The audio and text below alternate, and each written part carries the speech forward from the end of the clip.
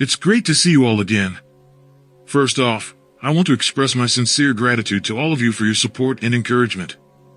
It means a lot to me, and I am truly grateful for every view, like, comment, and share. Speaking of comments, I recently checked the comments on one of my videos and noticed that some viewers were expressing their concerns about repetitive words. I want to say that I have heard you, and I have taken care of all the problems in this video. I strive to create content that is engaging, informative, and enjoyable for all of you, so I appreciate your feedback and will work hard to make sure I continue to improve. Now, let's get to the main topic of this video. Today, we'll be discussing Junji Ito's Slug Girl and the deep meaning behind the horrors of being different. This video may be longer than my usual ones, but I promise it will be worth your time. We'll explore the story, its characters, and its themes in detail, and hopefully, we'll gain a deeper appreciation of the genius of Junji Ito's work. So sit back, relax, and get ready to dive into the twisted and macabre world of Slug Girl. Once again, thank you for your support and for joining me on this journey. Let's get started.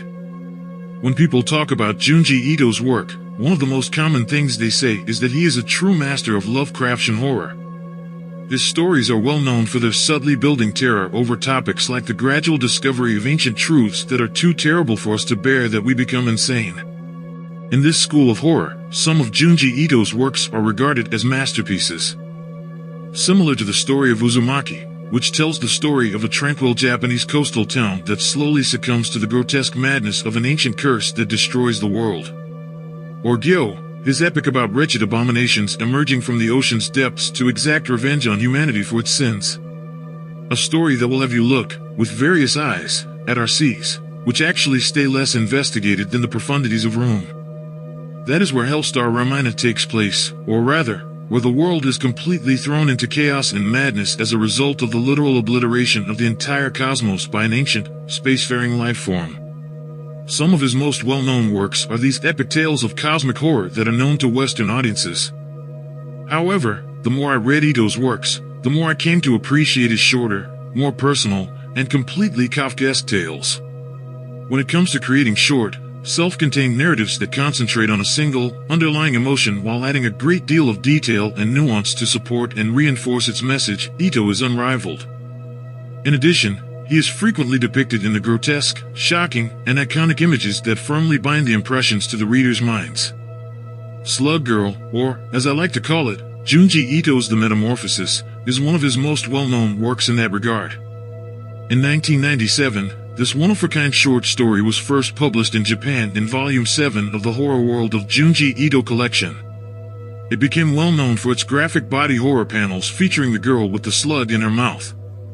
It is not out of the question that the fact that it is a near-perfect showcase for the narrative contrast that makes Junji Ito's stories so captivating, beautiful, and highly detailed line art that uncompromisingly utilizes grotesque and repugnant imagery to draw your attention in awe, but never for the sake of mere provocation, is the reason why it became such a staple for his works. Slug Girl is, at its core, a moving story about growing up in a world of isolation, alienation, and heartbreaking rejection because of who you are. The classic tale of the agony and horror of being different is Yuko's. Slug Girl is just as ridiculous and horrifying as you would expect from a good Junji Ito short story. In addition, the plot is relatively straightforward, all things considered. It tells the story of Yuko's gradual transformation into an awful critter. The narrative is told through the eyes of her cousin and classmate Ri, who has been noticing that her normally outgoing friend has recently become more reserved. Beside that, individuals began taking note how her discourse became logically indiscernible, as though there was something in her mouth. She eventually stopped going to class at all.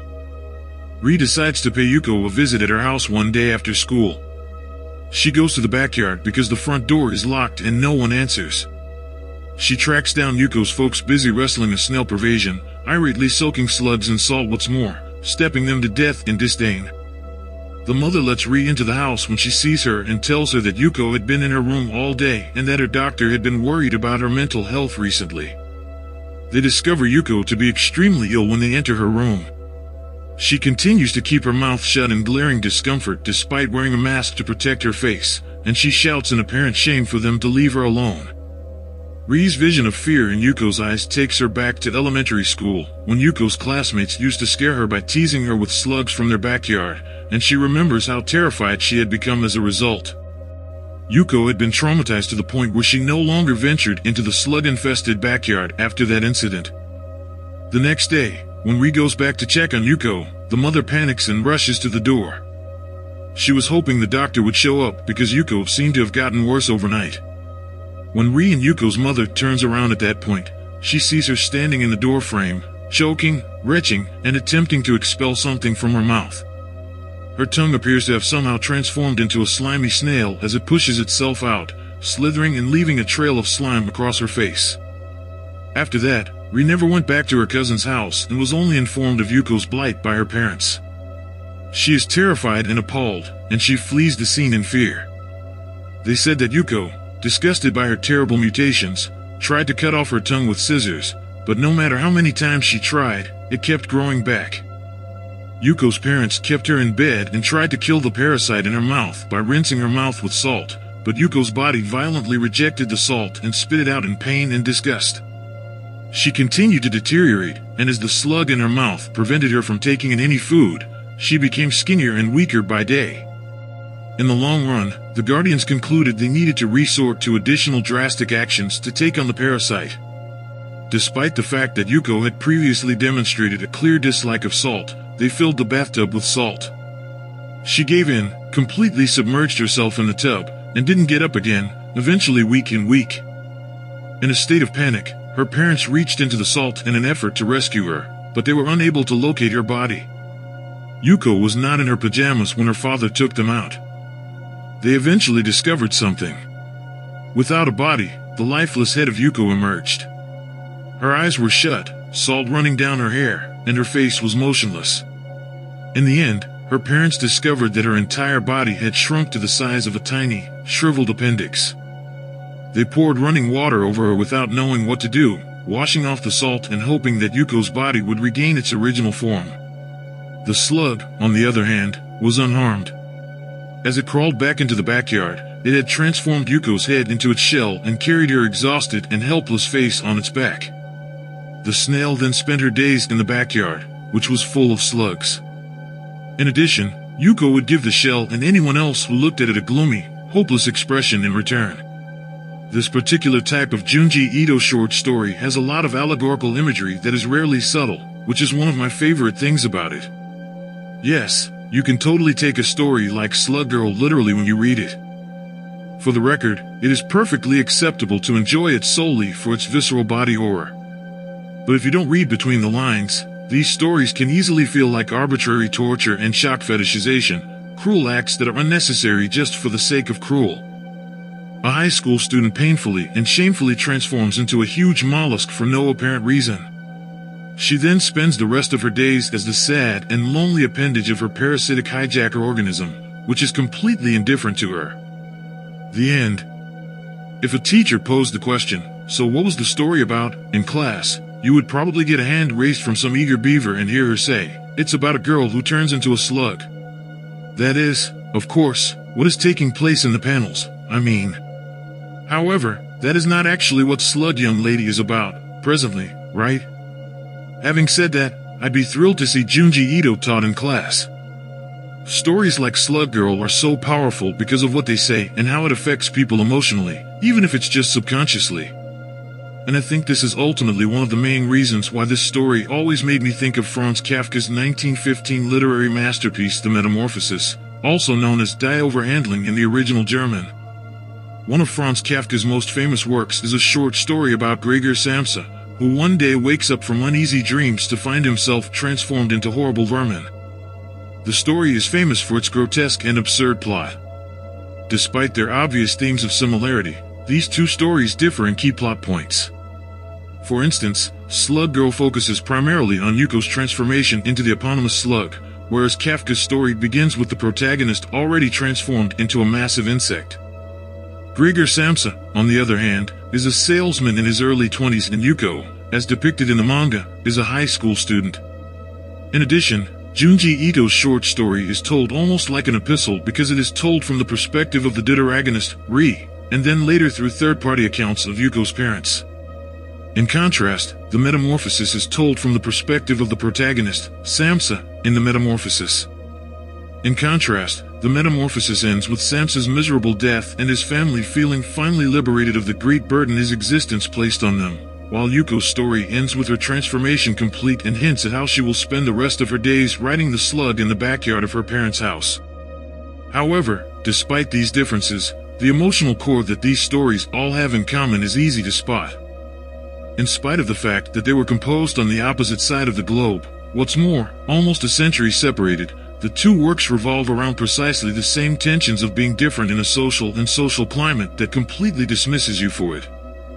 In retrospect, it is almost painful to see how many even highly regarded interpretations of Kafka's short story completely omitted its allegorical metaplot, claiming that it is just a strange fantasy world. You'll tell me next that Animal Farm isn't a book about farm animals just doing what they always do. Scoff, horse neigh. In hindsight, the metamorphosis reads like a desperate cry for help from someone trying to express their struggles with depression and social anxiety during a time when mental illness literacy was almost non-existent. Additionally, Kafka vividly describes a number of distinct clinical depression symptoms throughout the narrative.